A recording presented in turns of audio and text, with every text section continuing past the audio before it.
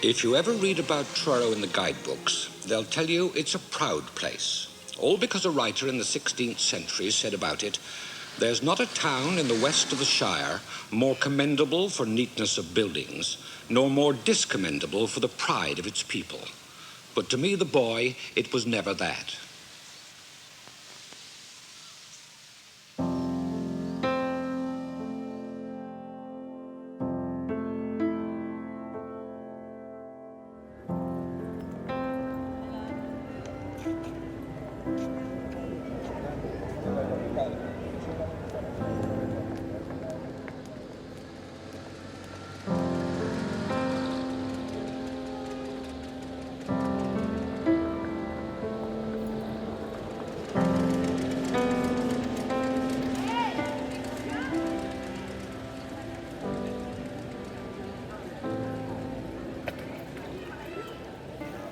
I was born on the 17th of June 1936 at 46 Castle Street, and I lived there up until I left to get married. That was in 1961. Everyone knew each other. That was the first thing. Castle Street, Outward Street, Castle Hill, then the top of Parter Street. And Parter Street came down, we had Boscowan Row, then Sunrise Cottages, and a lot of alleyways, as it were. You had a little offshoot with half a dozen cottages, and that was Truro. You know, as we now call the Ops, as it were. Every Op had 3 or 4 houses.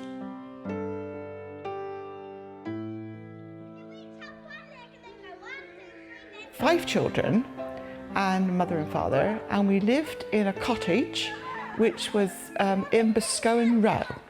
You had your front door opened up onto a bit of a pavement, and then you had your long gardens, very long gardens in the front.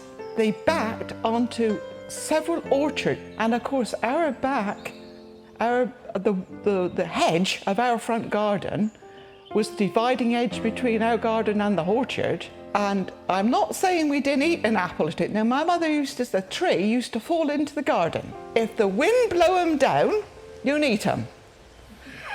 When she said, I'm not going to be a rogue for 2pence. Yes, well, one of the main factors of Castle Street was the chapel, was at the bottom of Castle Street. My grandmother was a big stalwart of the chapel, and of course we had to follow suit, and it was chapel 3 times a day every Sunday, or else. The whole area was a working class area. No one had any cars. The only people that had cars were the big houses at the very bottom, Castle Lodge. Most people had a bike, and of course we boys, we had a trolley. The big mode of transport for young boys was a hoop, iron hoop. We used to go miles with our hoop. If we wanted to go for an errand, we always took the hoop. We could go twice as fast with a hoop. There was no through road with Boscowan Row, because at the bottom was the River Allen. Right down through the centre of the river was huge big sewage pipes. And a favourite pastime of all children in that area was called walking the pipes. The only problem with that is that most of the time the river only came up to sort of halfway around the pipes. But when the Truro Steam Laundry opened up their floodgates, the river came down like a torrent, and it was quite dangerous really for children, but we still went down there, and that was a lot of our summer holidays. Our playtime would have been spent over the moors and on the pipes.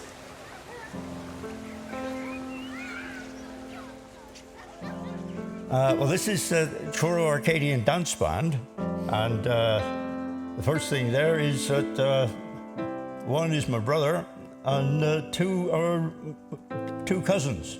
They were local boys, and whereas in later years we had youngsters who formed a scuffle group, this is back at the time when they formed a proper dance band, and apparently they were in great demand for local events. I went to St Mary's School. St Mary's School was in Pyder Street. Lower down was the infants section, and then when you got to 7, you went up the slope to the, what you call the primary sort of section, if you like. In those days, the teachers that you had taught generations of children. There was one teacher that was quite a character called Miss Merrifield. And everybody knew Miss Merrifield because what she used to do, she had a ginger wig and very bright red lipstick. She'd tell the children to put their heads down and close their eyes and not look. And those of us that did look, know that at that time the wig would come off and be rearranged and tidied up, and then the lipstick would be put on, and then we was allowed to open our eyes.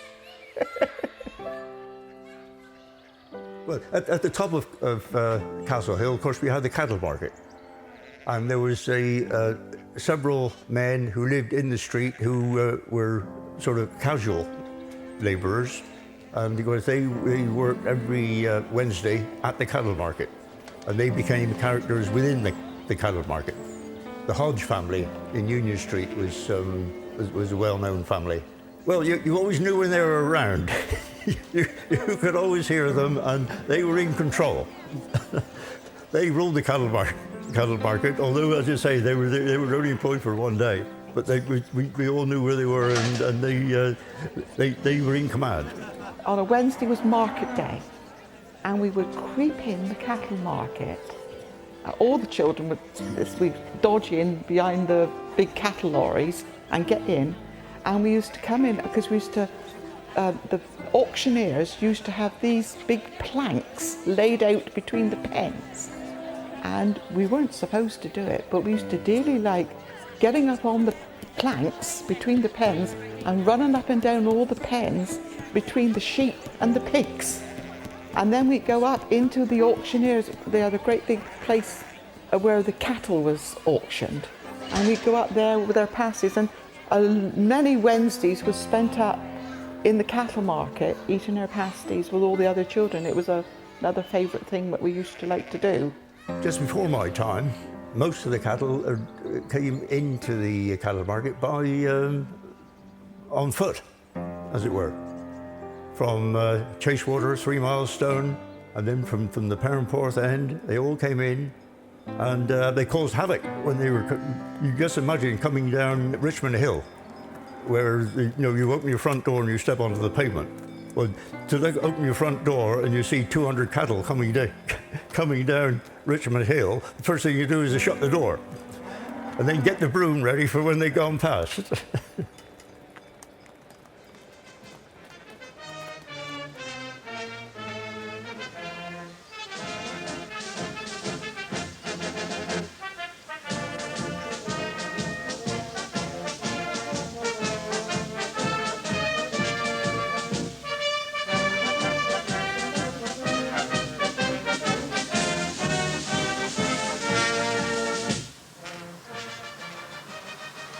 And deep, deep down where the town lived, by the mist-rising river, there was the cathedral.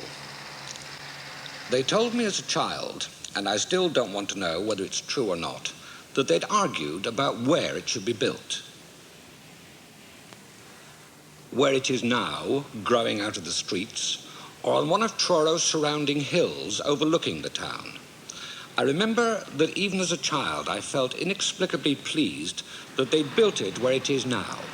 For I firmly believed then, and do now, that if God was the sort of person I believed him to be, he would be the last to wish to overlord Truro from some faraway hill. Rather would he wish his house to be where ours were, where all the people knew each other, and many still do. Tom! Hello. What are we doing? What, Manson? Bit of a film about Truro. Oh, is it? Oh, Lovely. yes. Yeah. Lovely. Seen a few changes. By God, yes. Especially up where you used to live. Yeah. By God. Still, your old house is still standing there. Still standing, yes. Of course, we used to have some old characters up our way, didn't we? Sure we did. yes. Oh, yeah. Immediately after the war, there was an incredible demand amongst younger people for housing. The housing in Truro, it was very, very dense. There was a lot of it, and it was quite elderly, and people were wanting change. Most houses in the sort of the more densely populated parts had outside toilets, no bathrooms, and so on. So there was a demand from a public health point of view. There were very, very close-knit communities, and people felt really secure and safe, and they felt as though they were part of very strong networks. Through the 1950s, you saw the beginnings of great prosperity. You saw the motor car become something that people had. You saw television, communication. And you saw families beginning to not need to rely on each other so much because they had the communication and the transport and so on. And they were moving about. So you had a lot of people moving towards Truro and moving towards Cornwall as well. And that created a demand for housing. And it created a demand for improvement and progress. The City Council determined that they would have to generate income in order to be able to borrow the money to do what people wanted, to sort out the sewage, to sort out the water supply, to sort out the roads and sort out the housing. And so they concocted a plan which was to develop from the library up the side of Pydar Street all the way up to the railway bridge, and they wanted to put in a comprehensive shopping development which they would then lease out and generate a regular income which they could use to repay borrowed money, and they were going to do all the improvements that were required with that. And that was going on. It was a long and lengthy business. There was a lot of contention about it. There was a lot of demolition going on. Harold Barnicott told me that his family and his firm, Barnicott and Son, had been involved in the demolition of anything up to 1,000 houses in the town centre. And the council came along and they led this, they drove it. They drove this very dynamic debate. There were architects around town who were coming up with very, very large schemes for Arndale centres and so on and so on. There was a lot of contention, a lot of debate.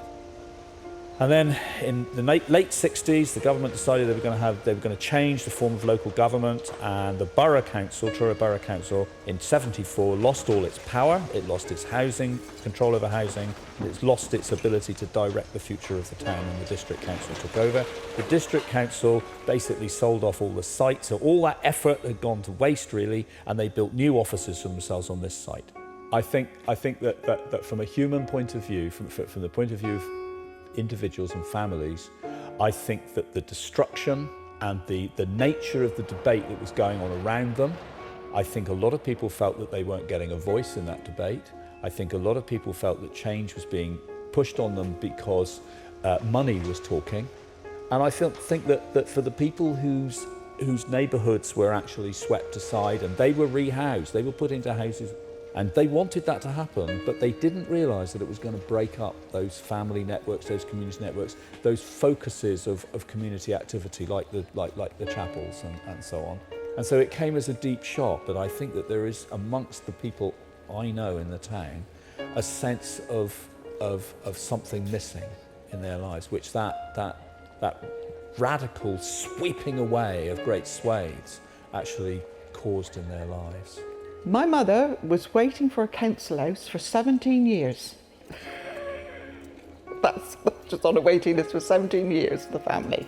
The children were growing up, and as they were getting older, so they needed at least an extra bedroom, because we only had the 2 bedrooms, and there was one fairly large bedroom and a small bedroom.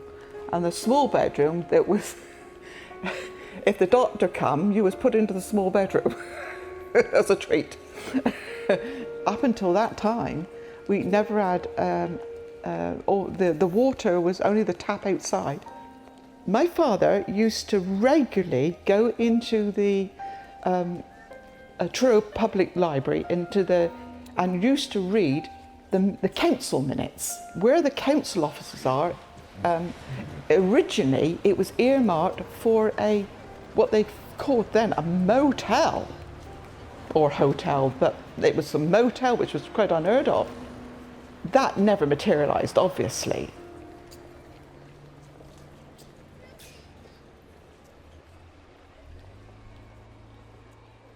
The Castle Street and Pydar Street community has gone, as it were.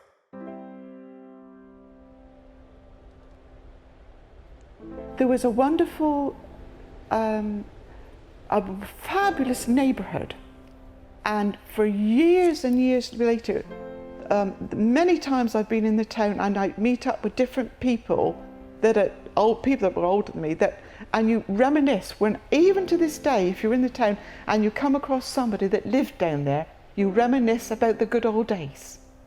In recent times, in the last couple of years, Cornwall Council, having come into existence in 2010, has managed to acquire the whole site, and there is now an opportunity to do something with that site. The question is do we do it so that it's commercial? Do we do it so it benefits the future community? The whole of the town all towns are confronted with a massive demand for change. The internet is claiming shopping.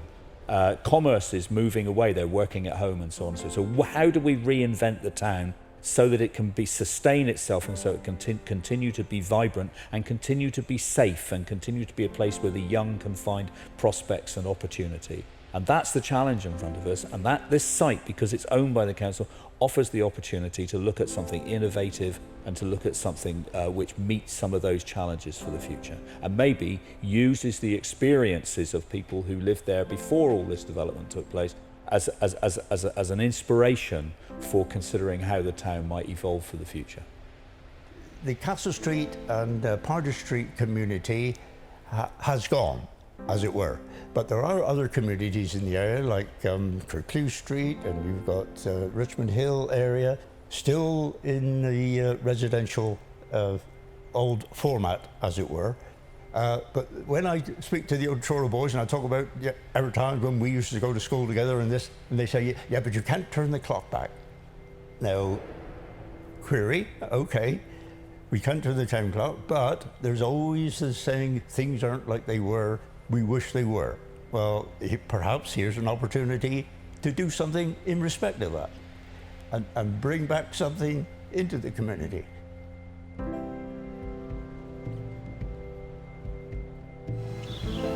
I walked a month ago under the statue of Lander through Truro with a friend of mine.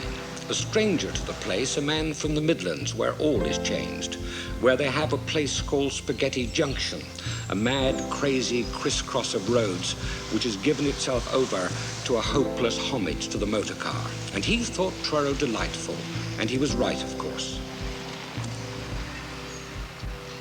He loved the roofs and the cobbles in Bascoyne Street.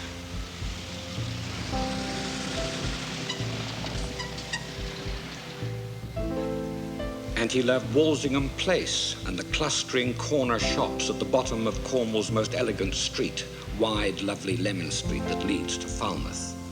But what he didn't know was that when I was a boy, people lived in the whole of Lemon Street, and people had their houses above their shops, and if you wanted a pound of sugar or a quarter of tea late in the evening, you just rang their bell and got it. But why should he know? He wasn't born in this place as I was. He couldn't see as I saw what has been lost and what's threatened.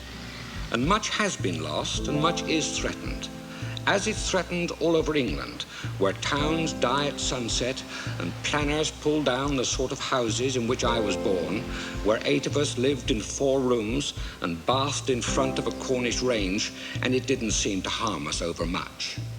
I'm not sure that planners understand about love and roots and coziness and family. They're good on the number of people to a square yard, but there was no one I met in Truro, and I spoke only to Truro people, who didn't mourn many of the things that have happened to their town in the past half-century. And if they haven't a right to speak, who has? After all, it's their town.